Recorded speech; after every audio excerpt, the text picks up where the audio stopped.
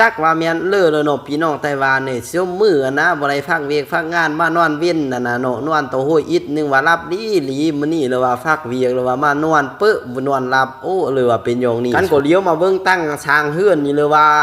ยาขึ้นเต็มฤทธิ์เฮาก็เลยว่าอะไรมาลงมาไหว้เนาะทำความสะอาดซะแลนึงงูเหี่ยวเขียวกับป้อมเขามานอนน้ำเสืออะไรเหลืองหาเฟลอยูล่าก็มาไหว้จอยกันเนาะนี่โกลาลำช่วยความว่าเมื่อยลาเบิ่งแม่ยานี่โกฟ้าฝนก็ยิบอยู่หมกแกกันไว้ให้ไว้สวนขนาดเนื่องจากว่าฟ้าเลียนนี่ก็เอาหัวเนาะคันเฮาแกนเวียกยูล่าคือว่าเป็นลมดูลมเลี่ยมไว้เนาะบ่คือว่าเวียกมื้อขายขนมก็ยังว่านั่นนี่คำใบนี่หรือว่าฟักฟอนหรือว่าหึงคำมื้อนี้ก็งานละเอียดเลยเนาะตั้งนกตั้งกวงเลยเฮาก็สิทางเม็ดนั่นแคมหัวก็เบิ่งแม่เปิ้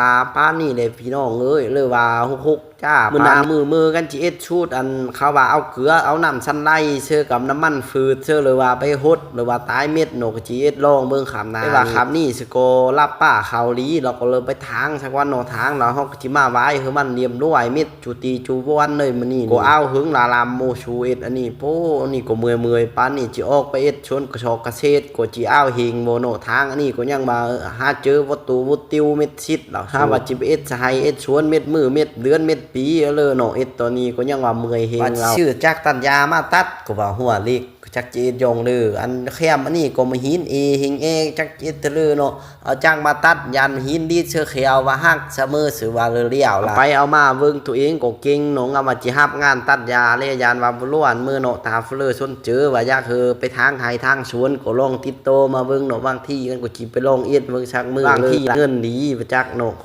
ทางไห้ทางสวนตัดต้นไม้เลยก็หลายเม็ดเลยตัดต้นหมอกต้นไม้ปีนขึ้นสูงๆในนึงก็โป้ปีนหลายอยู่ตีนไฟฟ้ากันก็มีเนาะทาเฟลอชนเจอว่าตัดต้นไม้ลำเล็กลำน้อยก็ว่าเนาะก็เติบหิงก็ตัดร่วงว่ามาเบิ่งเนาะลมราคาคันว่าเฟอชนเจอเนาะแต่ว่าบ่มีคนชนเจอก็เลยเลี้ยวเลยมาเลี้ยวเบิ่งตั้งหัวตั้งเตอนี่ก็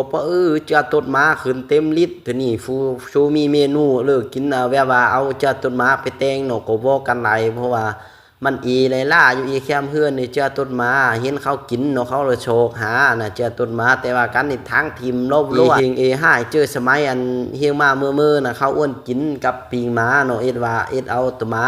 ไปปิงแล้วมากินกับแจ่วตับก็ว่าเจียไว้มื้อนี้เลยมาขายเครื่องขายของเด้อบ่ยังไรเล่าตัวมาเนี่ยบ่ยังเล่าเนื้อเนาะก็ว่าเลิกก็อีรู้มันเนาะเห็นเขาขาเขาแกงมันน่ะว่าแล้วเมียนหัวมานี่เรานึกปิงล่ะมื้อนี้ก็ยูล่าก็บ่ยูล่าปานเลยเนาะมือฟักฟอนก็เอาเมื่อยก็มือเวียกเตละชุมมือเตจูมือที่ผ่านมานี่ก็ไล่เวียกไปไล่เวียกรายงานเติบอยู่เนาะแต่ว่าก็